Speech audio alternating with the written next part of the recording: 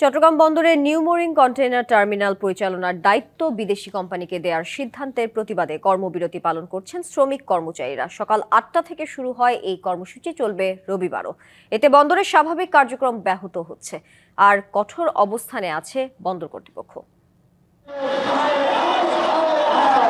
চট্টগ্রাম বন্দরের new mooring container terminal NCT পরিচালনার দায়িত্ব সংযুক্ত আরব আমিরাতের প্রতিষ্ঠান ডিপি ওয়ার্ল্ডকে দেওয়ার সিদ্ধান্তের প্রতিবাদে ৩ মাস ধরে চলছে আন্দোলন।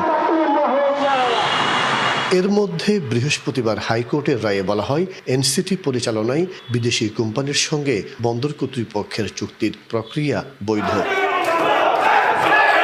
এ রায়ের পর কর্মবিরতির ডাক দেন শ্রমিক কর্মচারীরা। একই সঙ্গে দাপ্তরিক কার্যক্রম বন্ধ রাখার ঘোষণা দেন শ্রমিক দলের নেতারা। শনিবার থেকে তারা অবস্থান নেন বন্দরের বিভিন্ন গেটে। যেটিতে এই মুহূর্তে কোনো মুভমেন্ট নেই, আমাদের সিটিএমএস টোটালি অফ করা আছে।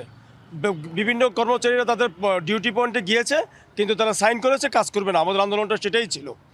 বিদেশ থেকে দেশে রেমিটেন্সের টাকা আসে নিরাপদে, তাই আজই আপনার আপনজনকে বলে রাখুন, রেমিটেন্সের টাকা যেন শুধু নগদেই পাঠায়। এবং সেটাই আমরা করছি। সেনাবাহিনী, বিজিবি, পুলিশ, নৌবাহিনী সকলের যে মহড়া, আর কিছুক্ষণ পরপর কর্মচারীদেরকে চাকরিচ্যুত করার যে হুমকি দিয়ে পত্র প্রেরণ করা, আমরা এর নিন্দা জানাই। এদিকে সকাল থেকে বন্দরে সব ধরনের পণ্য সরবরাহ ও খালাস বন্ধ রয়েছে।